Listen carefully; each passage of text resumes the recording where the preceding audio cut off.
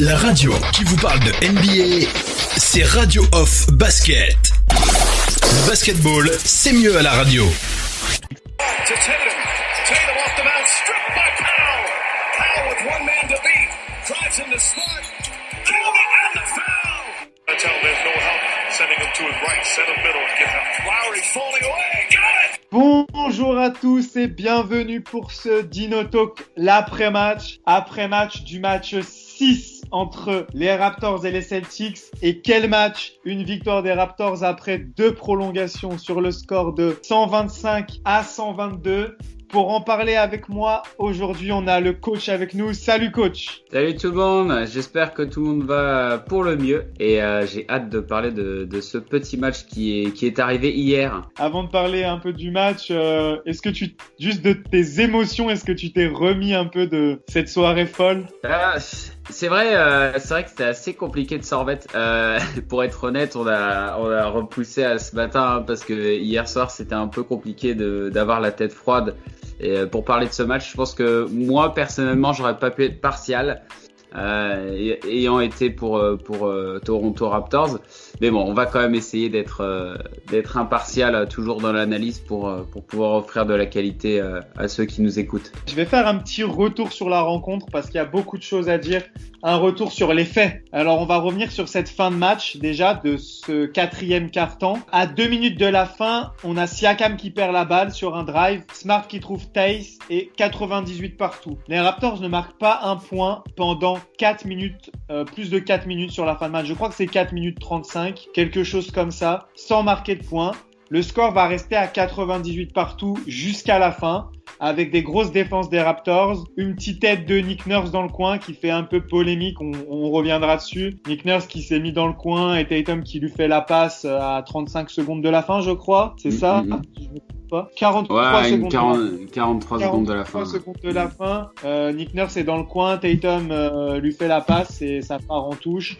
Ça a participé à la bonne défense des Raptors. Siakam a le tir de la gagne, mais il est vraiment très compliqué. Mais je pense que, tiens, on va revenir dessus. On peut revenir sur les actions ensemble. Je pense beaucoup de monde l'a vu dedans, ce tir de Siakam au final, alors qu'il n'était pas du tout dedans en attaque. Je vais prendre ta réaction déjà sur ce moment-là.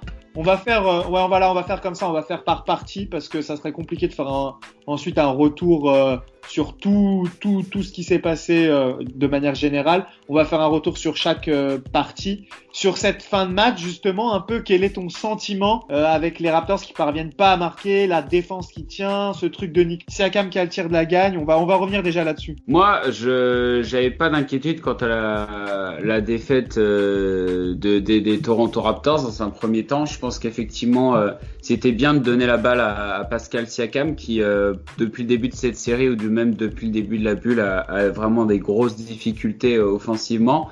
Donc déjà, je pense que donner la balle à Siakam sur ce temps-là, c'était plutôt bien de la part du joueur. Si c'est le joueur qui a décidé, c'était plutôt bien de la part de Nick Nurse si c'est Nick Nurse qui l'a décidé. Mais dans tous les cas, c'était une bonne tentative. S'il la mettait, il remettait sa confiance à jour pour entamer le game 7 qui sera vendredi. Non, je pense que c'était effectivement vraiment une bonne tentative de tir. Compliqué, mais ça reste dans les gammes de tir de Pascal Siakam. C'était un Eurostep, non? Je crois bien sur la finalité. C'est un tir un peu en reculant. Je sais pas s'il attend vraiment de faire un step back, mais il a réussi à s'écarter un peu du défenseur qui défend super bien sur lui. De toute façon, c'est un tir de la gagne avec quelques secondes à jouer, donc difficile d'avoir mieux de toute façon. Non, et puis Toronto a les armes pour aller en prolongation, donc je pense qu'effectivement c'est pas un mauvais tir de la part de Pascal Siakam. Et il doit bien les tenter. Il faut qu'il en réussisse. Il faut qu'il retrouve sa réussite de toute manière. Donc c'était plutôt une bonne tentative dans la finalité. Parfait. Et comment tu analyses un peu cette fin de match où Toronto n'arrive pas à marquer? Heureusement, la défense tient. Je pense qu'on doit donner un gros coup de chapeau à Boston aussi. Je pense que tu tenais à le faire. Boston qui fait un gros match. On peut revenir déjà là-dessus. Complètement. Et puis je tiens à souligner l'énorme performance de Jaylen Brown qui à 41 minutes de jeu termine à 27 points. Il a été vraiment stratosphérique en termes défensifs et offensifs. C'est vraiment ce qu'on appelle en anglais un two-way players. Et d'ailleurs, c'est lui qui cadenasse un petit peu OG Anunoby dans les dernières minutes du 4e quart-temps. OG Anunoby qui a été un des points centraux de l'attaque sur le match hier. Et je tiens aussi à souligner la très très bonne performance de Marcus Smart défensivement, puisque en alternance avec Jaylen Brown, Jason Tatum, Marcus Smart a toujours été là dans les switches. C'est-à-dire que quand ça prenait les écrans, Marcus Smart a toujours été là à refuser les écrans. Vous savez, Marcus Smart, c'est pas un joueur qui glisse sous les écrans, c'est un joueur qui va souvent soit changer parce que c'est la stratégie qu'il veut, soit il va passer au-dessus de l'écran avec le joueur et il va tout simplement l'empêcher d'aller au panier. Et il a été très efficace là-dedans dans les dernières minutes de temps de jeu. Et même les autres joueurs sur le terrain, je pense qu'ils prennent cette énergie. Et Boston défensivement a été juste incroyable sur les 4 dernières minutes. Donc ça pourrait être une des raisons qui explique que Toronto a mis moins de points. Yes, on va passer à cette première prolongation. On a vu Kyle Lowry qui donne un premier avantage aux Raptors avec un post-up sur Kemba. On va retrouver ça après plus tard. Donc les Raptors à ce moment-là sont à 101-100. Et ensuite on va retrouver quelque chose également qui s'est répété. C'est Walker qui trouve Tace au alley-oop. Donc les Celtics repassent devant. Ensuite on a Walker qui met un step back. Walker a été très en difficulté sur le match, mais il arrive toujours à sortir le petit tir qui fait très mal. Donc à ce moment-là, il reste 2 minutes 24. Les Celtics sont à plus 3, 104-101. C'est là que Powell va se mettre en route. Fred VanVleet pénètre ligne de fond. Il trouve Powell dans le coin. Powell égalise à 104 partout. Ensuite, les deux équipes vont marquer. Et c'est Powell qui va avoir la balle de match sur lui aussi un step back à 3 points. Mais il ne marquera pas. La question que je pose et que je pose tout le temps, et j'ai du mal à comprendre ça, c'est pourquoi quand tu es à égalité, tu es dans le bonus. Il était face à un adversaire plus petit. Pourquoi il ne va pas chercher la pénétration pour éventuellement avoir des lancers francs? Il y avait juste besoin de 2 points pour gagner ce match. Mais oui. Je l'avais déjà souligné ça sur une action de Kyle Lowry par le passé. Je comprendrais jamais qu'on cherche un 3 points alors que on est dans le bonus et on peut avoir la faute. Qu'est-ce que t'en penses? Et complètement d'accord avec toi, Mike. Sans déconner, hier soir, j'étais fou devant la télé. J'étais un petit peu comme DJ Sakam, qui est un grand coach là. Je regardais le match et j'ai été debout et je me disais mais pourquoi Norman Powell tire à 3 points? Pourquoi il tire à 3 points? Il y a le bonus, il y a eu un temps mort de prix, donc on est en zone avant et derrière. Ils sont même hyper larges, il n'y a personne dans la raquette, il suffit d'un backdoor, d'un démarquage. Un backdoor, c'est un démarquage dans le dos, pour les francophones. Et je comprends pas non plus. C'est un peu comme la défense de zone quand OG marque son 3 points. C'est incompréhensible. C'est un choix stratégique que je ne comprends pas. Après, bah oui, évidemment, si le panier était rentré, ça aurait été super. Ça aurait été super pour les médias, ça aurait été super pour les spectateurs. Mais en termes de choix stratégique basket, le choix le plus intelligent à ce moment-là, c'est quand même de pénétrer dans la raquette, ou si ce n'est du moins d'essayer d'aller chercher un petit peu de contact, parce que comme il y a le bonus, bah oui, tu peux risquer une interception, ça peut arriver, mais vu le temps qui restait à l'horloge, bah il faut tenter la faute. Tenter la faute ou tenter tout simplement un tir plus simple à 2 points où le pourcentage de réussite va augmenter. Et là, je te rejoins tout à fait, Mike. Je te remercie d'avoir soulevé ce point aujourd'hui. Et ça, c'est un peu mon cheval de bataille parce que souvent, les coachs en NBA, sur ces dernières possessions, ils appellent une ISO pour leur star. Et la plupart du temps, on voit ce genre de choses avec des step back ou des tirs à 3 points. Alors que je comprends pas pourquoi ils vont pas en pénétration, sachant que tu peux obtenir une faute. Et que de toute façon, même un lay-up contesté est souvent plus facile à marquer qu'un 3 contesté. Enfin bref, on part dans cette deuxième prolongation. La deuxième prolongation, elle commence très mal pour les Raptors. On a un nouveau alley-oop pour Tace. Boston Magnifique. prend 4 points d'avance. Un dunk de Jason Tatum avant ça. Magnifique dunk. Une interception, il court sur le terrain. Jason Tatum avec ses grandes jambes, là, on dirait, il a 22 ans, il est tellement jeune et il calque un dunk. Magnifique. Je tiens à le souligner aussi. Il faut toujours rappeler que le match a été intéressant parce que Boston a été juste très très fort, vraiment. Ouais. Tout à fait, tout à fait. Toronto parvient à revenir et Tace remet un coup avec un nouvel alley-oop. Du coup, on est à 110-112 pour Boston. Et là, un petit miracle va se produire. Siakam, qui marquait pas un point depuis un très long moment, prend ce tir à mi-distance et égalise. Alors, quelle est ta réaction à ce moment-là? Est-ce que t'es du genre, pourquoi il prend le tir? Non, non, non, tu sais, le genre d'action où tu fais, non, non, non, oui, oui, oui, c'est bon. Non, non, et à chaque fois que Siakam tirait, après, certains qui écoutent là commencent à me connaître, je suis très dur envers lui, et notamment sur ce match-là, j'ai été extrêmement dur. Mais là, quand il prend un bon tir comme ça, je suis content. Je veux dire, j'ai rien d'autre à dire. Je suis juste content. Et pour lui avant tout, parce que on en a besoin. On en a besoin. Et puis pour le match 7, on aura encore plus besoin. Donc il faut qu'il les rentre maintenant. Tant mieux, tant mieux. 112-112. Derrière, Smart met un 3 points. On passe à 115-112. Et dans la foulée, OG pénètre. Il fait un petit spin move pour fixer la défense. Powell est seul à 3 points, il marque 115 partout. On est encore à égalité, on continue dans la pression. Et pour ne pas changer côté Boston, Tace conclut un alley-oop. 115-117. Derrière, on a ce petit pick and roll entre Laurie et OG. Laurie fait une petite passe dans le dos au sol à OG. OG marque à 3 points. Les Raptors repassent devant, 1 point d'avance. Sur l'action suivante, grosse défense, la balle revient à Jalen Brown qui trouve Tatum qui essaye de pénétrer, et sur son petit cross, t'as Powell qui a la main qui traîne, qui intercepte, qui part seul en contre-attaque, il bute contre Smart qui fait la faute, N1, on passe à plus 4. Là on se dit que ça sent bon, mais c'était pas encore fini, parce qu'un certain Jason Tatum part en pénétration, il arrive à marquer un flotteur au-dessus de Siakam que je trouve est assez exceptionnel. Siakam défend très bien là-dessus. C'est pas fini, on n'est pas au bout de nos peines, il reste 38 secondes. Et là, on va avoir Kyle Lowry qui va prendre les choses en main. Une nouvelle fois, il post-up Kemba et il fait ce petit fade-away par-dessus Kemba juste exceptionnel. On repasse à plus 4. Il sort d'où ce fade-away? Le mec prend 17 secondes de possession en attaque. Il y a une ISO qui est lancée. Il se met dos au panier, il va chercher à enfoncer Kemba.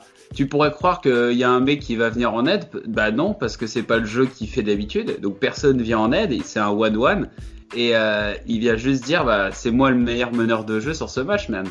Kemba Walker a été dans la difficulté et défensivement, Kyle a réussi. Hein. Et s'il y a un duel de meneurs là-dessus, Kyle Lowry a gagné. Ouais, Kyle Lowry patron.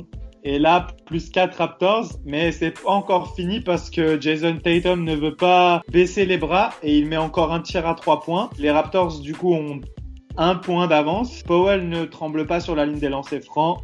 Il reste quelques secondes. Les Celtics n'ont plus de temps mort. Long ballon sur Smart qui parvient quand même à la capter, qui parvient à se retourner et qui parvient à tirer. Heureusement, il rate le tir à 3 points. C'est fini, il reste 5 dixièmes, ensuite il va y avoir des lancers francs, il me semble, si je me trompe pas.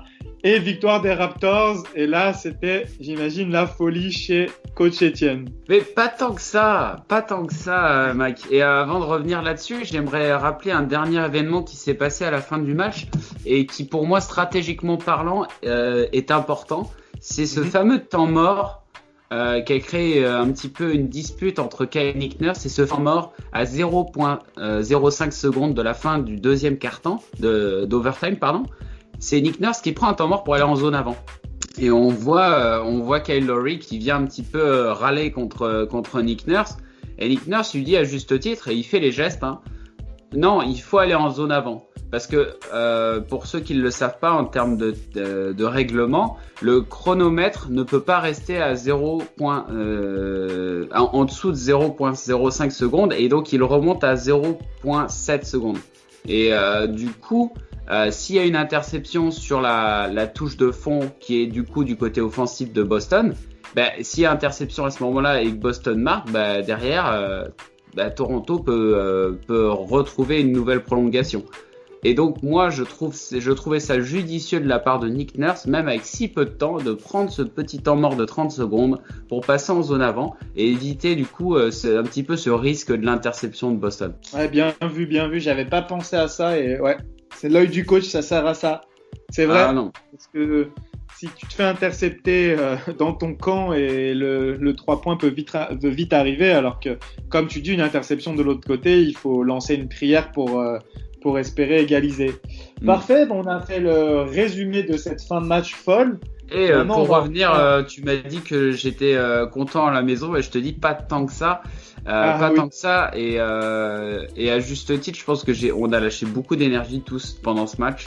Ceux qui regardent surtout le basket, ils ont lâché beaucoup d'énergie. Moi, honnêtement, maintenant, je suis déjà orienté sur le match 7. J'ai tellement l'impression d'être, j'ai envie d'y être déjà. Donc, en fait, comme les Raptors, je sais pas si t'as vu sur le terrain, ils sont pas non plus.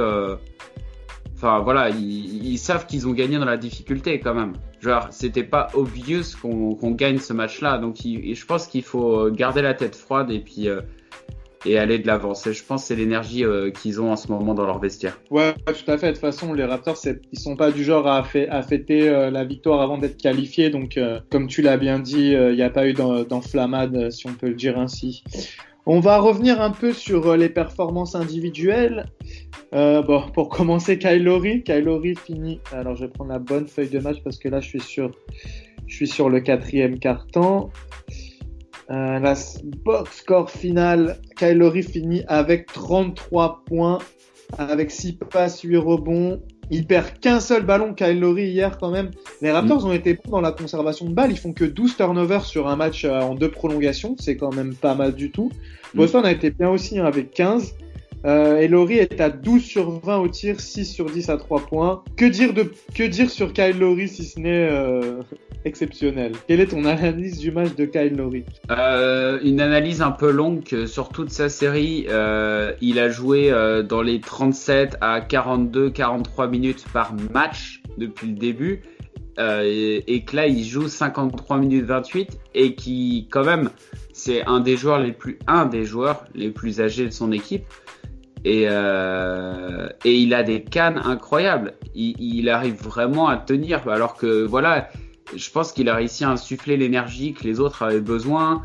Je pense à Norman Powell, je pense à un tir de Marc Gasol, son fameux tir à 3 points. Je pense qu'il a amené une énergie vraiment hyper intéressante, et défensivement, c'est aussi très intéressant.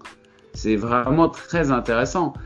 Je pense vraiment qu'on a affaire à un joueur qui, avec un mental comme il l'a, va vraiment emmener ses coéquipiers plus haut, et c'est vraiment un capitaine. C'est ce qu'on a vu hier, c'est ce qu'on voit aussi sur certains autres matchs de la série, mais c'est un capitaine, il tient son rôle. Maintenant, il met énormément d'énergie sur ses matchs à Boston.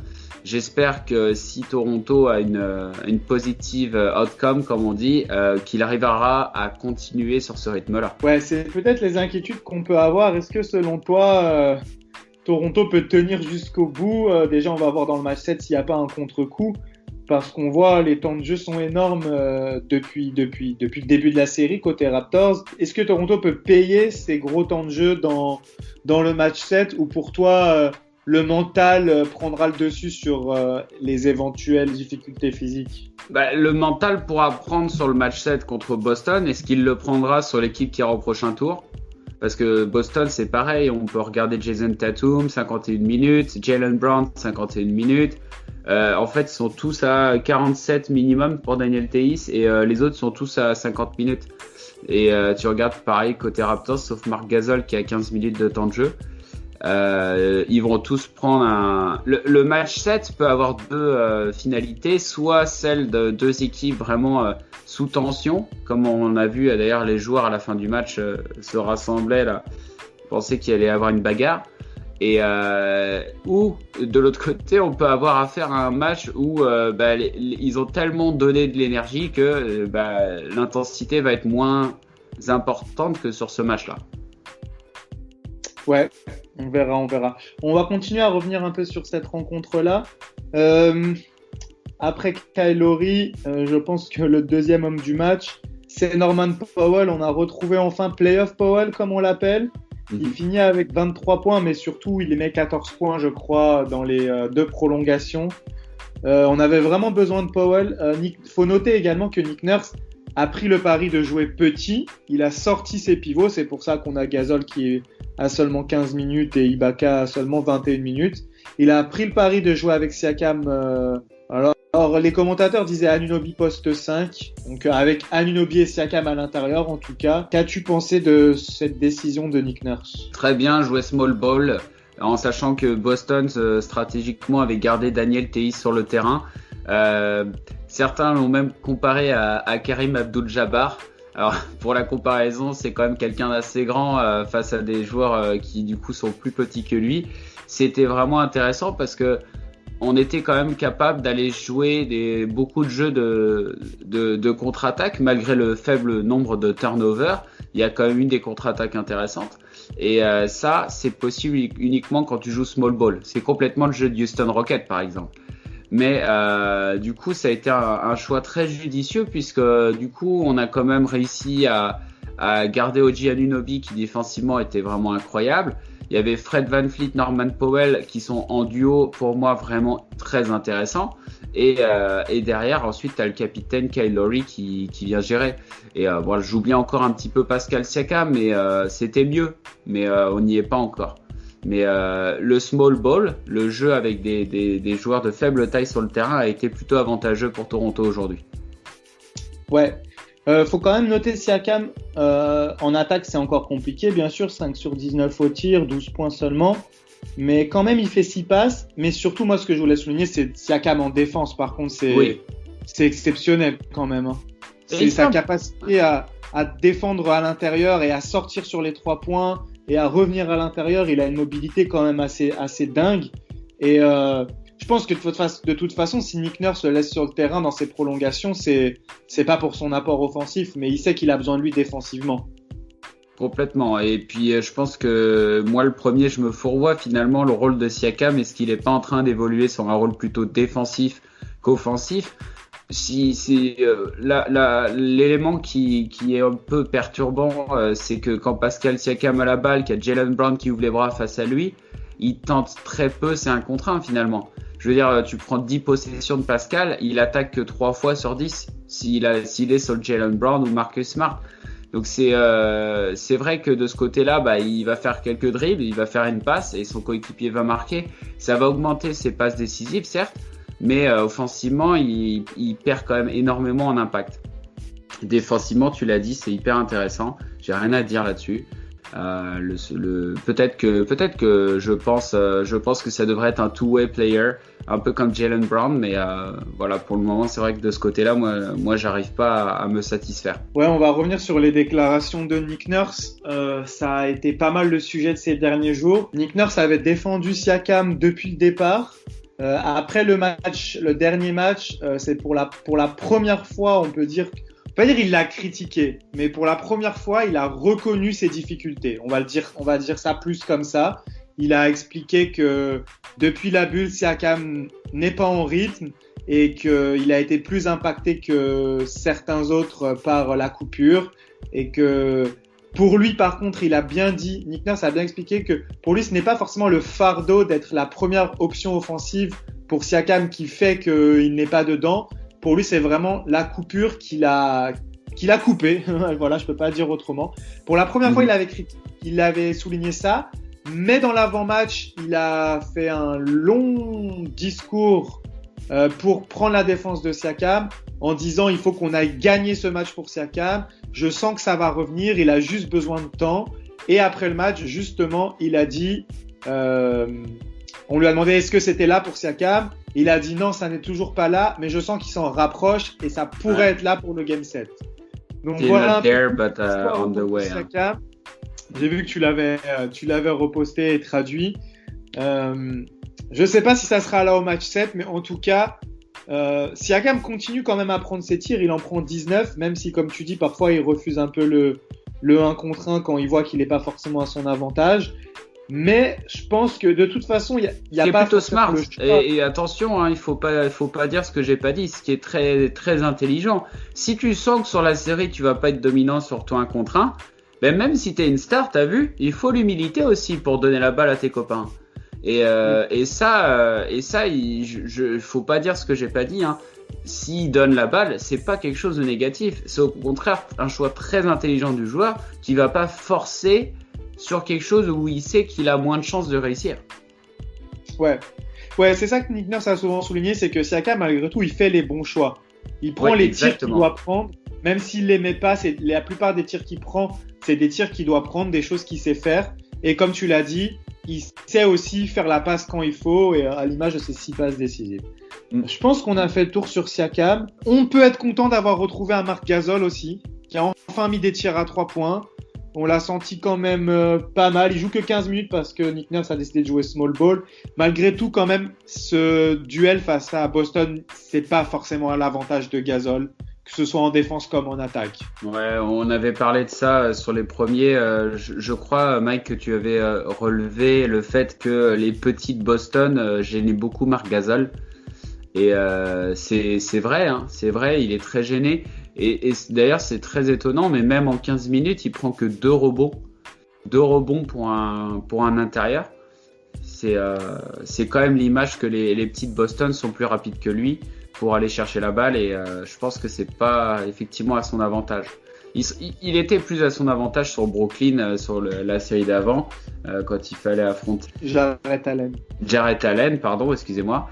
Et effectivement, les petits pourtant il défend bien sur Daniel Theis quand il est dessus, mais le fait est que Nick Nurse passe souvent des phases de zone de plus en plus. Cette année, je crois, j'en vois beaucoup plus qu'avant. Des phases de zone, et quand tu es en zone, tu t'es pas attitré à un joueur. Ça veut dire que s'il y a des petits qui passent devant toi, faut les maintenir aussi, et ça, c'est pas trop la qualité de Marc Gasol. Ouais, je suis d'accord avec toi, et surtout que, comme tu le dis, sur la zone, souvent ils se retrouvent face à des Tatum, des Brand, et c'est des joueurs qui sont très forts en pénétration, qui sont très rapides, qui sont longs, et comme tu le dis, c'est pas le profil parfait pour Marc Gasol, qui n'a pas la mobilité que peut avoir Ibaka. Ibaka, on l'a vu aller contrer des ailiers comme ça. 3 contre en un quart temps. On va enchaîner justement sur Serge Ibaka. Serge Ibaka qui fait beaucoup de bien encore. Début de match, c'était compliqué. Il rentre, il met 2 tirs à 3 points qui remettent l'équipe dedans. Encore une bonne partition pour Ibaka, en plus qui était incertain avec sa blessure à la cheville. Après, il a eu moins d'impact sur le reste du match, mais heureusement qu'il est là en première mi-temps. Ouais, les momentum, ces fameux tirs à 3 points qui finit avec 3 au total sur le match. 3 contre, dont 2 très impressionnants sur Jaylen Brown à milieu de premier quart-temps. Donc il a eu des momentum parce que Boston, pour vous rappeler la série, Boston gagne le premier quart-temps 25-21 et Boston a 10 points d'avance dans le premier quart-temps. Quand Serge Ibaka rentre sur le terrain, il ramène l'équipe de Toronto à 5 à 6 points grâce à son impact défensif. Et ça se joue seulement sur 2 minutes et c'est impossible à voir sur les stats. C'est même exactement à 12 points et il fait des bonnes défenses, il met 2 tirs à 3 points et on revient à moins 6 pour être précis. Et 12 points, c'est le plus gros lead des Celtics sur ce match. Donc on voit l'impact en fait. Le plus gros écart pour Boston est en premier quart. À partir du moment où Ibaka est entré et a un peu renversé un peu ce momentum pour les Celtics, au final après la partie s'équilibre. Est-ce qu'on parle un peu de Fred VanVleet? Qu'est-ce que tu as pensé de Fred VanVleet? Toujours quand même des difficultés en pénétration. Il a du mal à s'adapter à une défense, une très très bonne défense sur lui. Malgré tout, il parvient à faire cette passe à Powell. Il parvient tant bien que mal de temps en temps à pénétrer. Il met que 3 tirs à 3 points, 3 sur 13. Malgré tout, il en met des importants. Encore une fois, je crois que c'est en 3e quart où il met 9 points de suite sur cette action où il est allé lancer franc, plus la faute flagrante qui est quand même très sévère à mon goût. Tir à 3 points quand il retombe c'est Marcus Smart qui rentre dans son cylindre. D'ailleurs, j'aimerais revenir sur cette faute quand tu auras terminé. Mais... J'avais terminé. Il met 9 points de suite, parce que derrière, il met un autre 3 points. Mais c'est les seuls tirs à 3 points qu'il met de la rencontre, pratiquement. Ouais, non. Et puis, le tir à 3 points de Gasol aussi, sur la série, qui met 12 points, qui nous met sur un 12-2 en série. Exact. Et ça nous fera une transition parfaite sur Brad Stevens après. Mais pour revenir un petit peu sur la faute que Fred VanVleet subit justement, il prend un tir à 3 points, il saute. Marcus Smart, lui, il vient rentrer en fait dans son cylindre et mettre son pied sur son point de chute. Et en arbitrage, on note généralement en fait que c'est le joueur est rentré dans le cylindre. C'est-à-dire que dès l'instant où tu sautes, le point où tu vas chuter, personne n'a le droit d'aller se mettre dedans. Et là où la faute a été extrêmement flagrante, et d'ailleurs il y a eu une faute technique, c'est qu'en fait il est allé se placer juste sous le point de chute des pieds, une cheville à ce moment-là du match pour Fred VanVleet. Et franchement, le momentum aurait pu changer. Donc c'était vraiment une faute qui aurait pu être grave.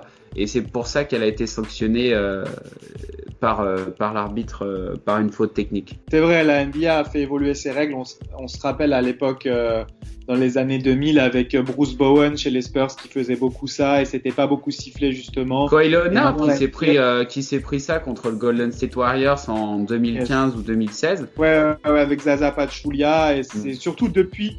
Après, c'est vrai, Bowen le faisait beaucoup à l'époque. Il n'y a pas eu beaucoup de changements de règles, mais c'est depuis que vraiment la série a tourné en faveur de Golden State à cette blessure de Kawhi que la NBA a pris des mesures drastiques à l'encontre de ce genre de faute. Après, c'est vrai que j'avais pas l'impression que c'était intentionnel, mais comme tu dis, ça reste dangereux, donc c'est quand même mérité. Ok, tu voulais faire la transition sur Brad Stevens. Je te laisse la parole tout de suite. On en parlait, Fred VanVleet 9 points, tir à 3 points de Gasol. Les Raptors sont sur une série de 12-2 à ce moment-là du match. Brad Stevens, comme il l'a fait et il le refait encore sur ce match-là, prend un temps mort et c'est terminé en fait. Derrière, il y a déjà un 4-0 enchaîné par Boston. Ça veut dire que dès l'instant où Toronto arrive à avoir un momentum offensif intéressant, à avoir une série offensive intéressante, Brad Stevens prend un temps mort et c'est juste terminé.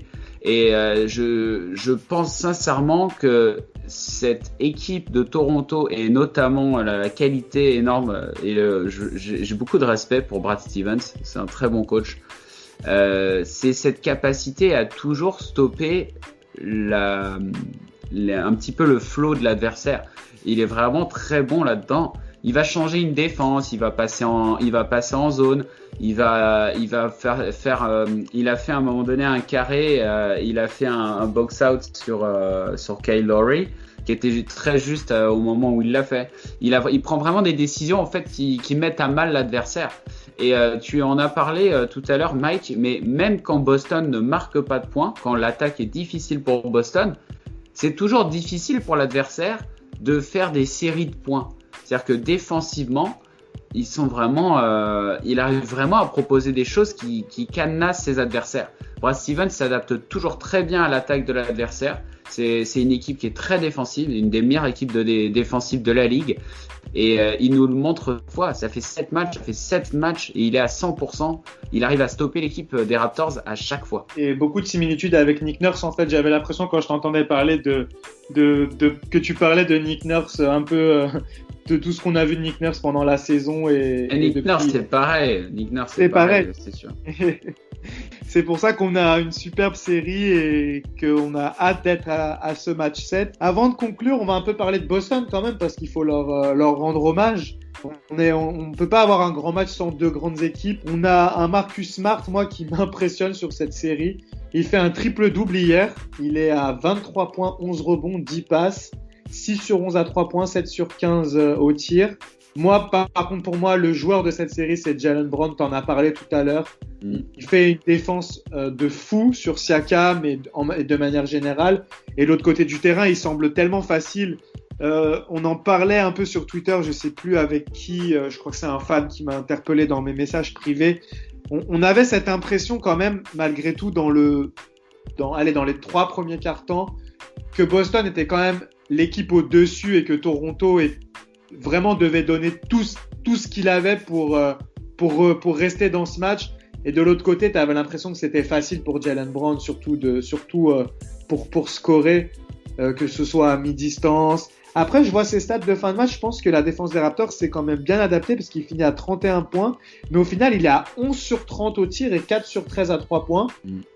On peut noter il prend 16 rebonds. Hein. Donc 4 offensifs. D'ailleurs, les rebonds offensifs, on n'en a pas parlé, mais on n'a pas été très bons. Ouais, mais au final, malgré tous ces rebonds offensifs, Si on regarde les points en seconde chance, les Raptors en inscrivent 8 et les Celtics en inscrivent 9. Et les Celtics sont à 4 sur 13 sur les tirs en seconde chance. Donc ça n'a pas été du coup trop préjudiciable pour les Raptors au final. Mais c'est vrai que dans l'impression, on a vraiment eu cette impression que Boston dominait au rebond, notamment au rebond offensif. Finalement, ça n'a pas été trop mauvais pour Toronto. Et enfin, on va finir avec Tatum. Tatum est à 29 points, 14 rebonds, 9 passes. Quel match! 9 sur 21 au tir, 4 sur 8 à 3 points, 7 sur 10 au lancer franc. Un match, vraiment, de toute façon, un match impressionnant. Le seul qui passe à côté côté Boston, c'est Kemba Walker. Il met 5 points. Il est à 2 sur 11 au tir, 1 sur 6 à 3 points. Mais à noter, Fred VanVleet, on en a parlé dans l'après-match. Il était fatigué, il a dit, parce que Nick Nurse a utilisé à plusieurs reprises sa box and one sur Kemba Walker. Oui, c'est ça que je voulais dire tout à l'heure aussi. Qui est généralement réservé aux superstars adverses. Donc ça montre à quel point Nick Nurse respecte l'impact que Kemba Walker a sur cette série. Complètement, et c'est à l'image aussi d'un très bon coaching, puisque c'est Kemba Walker qui est le leader de l'équipe en face. Il a été admis par ses coéquipiers comme leader. Donc si tu arrives à cadenasser le leader, bah t'arrives à casser complètement une dynamique d'équipe. De la même manière que nous on nous cadenasse Siakam et de temps en temps Lowry. Et ça nous fait mal, ça nous fait très mal.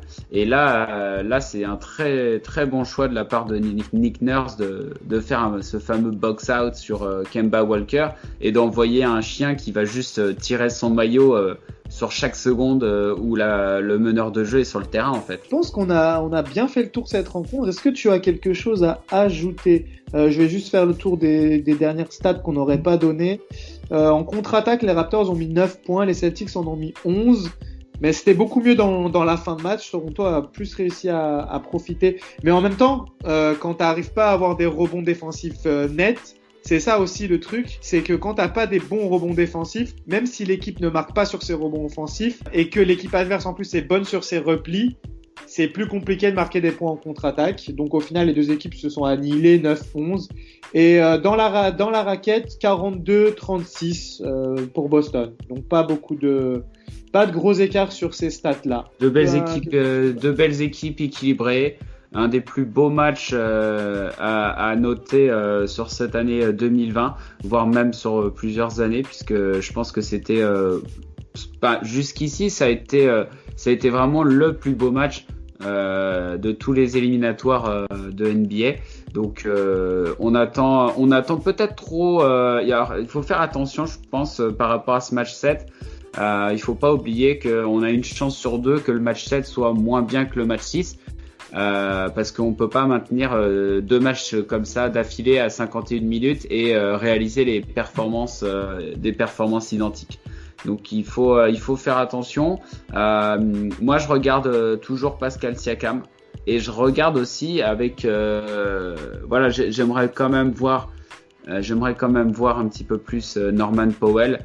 Ça faisait longtemps qu'on l'avait pas vu comme ça et j'ai hâte de voir s'il peut continuer sur le match 7. Clairement, ça va être une des clés de ce match 7. On en parlera dans l'avant-match avec nos amis de Celtics France. On aura leur avis sur cette rencontre. Je te rejoins complètement. Il faut peut-être pas en attendre trop du match 7.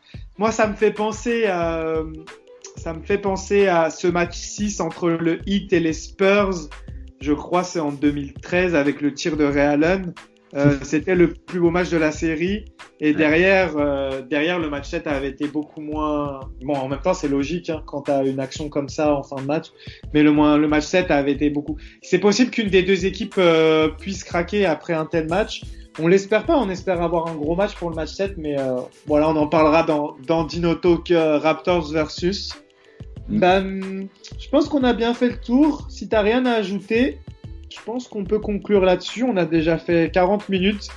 Il y avait de quoi dire sur ce match de toute façon. Est-ce que tu as quelque chose à rajouter, coach? Let's go Raptors. Parfait, ça veut dire qu'on a fini l'émission. Merci à toi d'avoir participé. Merci à tous de nous suivre. Et comme l'a dit coach quand on se quitte, let's go Raptors. Lowry for three. Bang!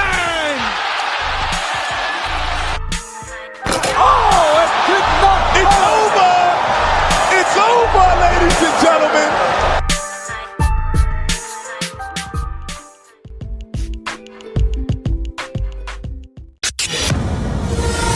La radio qui vous parle de NBA, c'est Radio Off Basket. Le basketball, c'est mieux à la radio.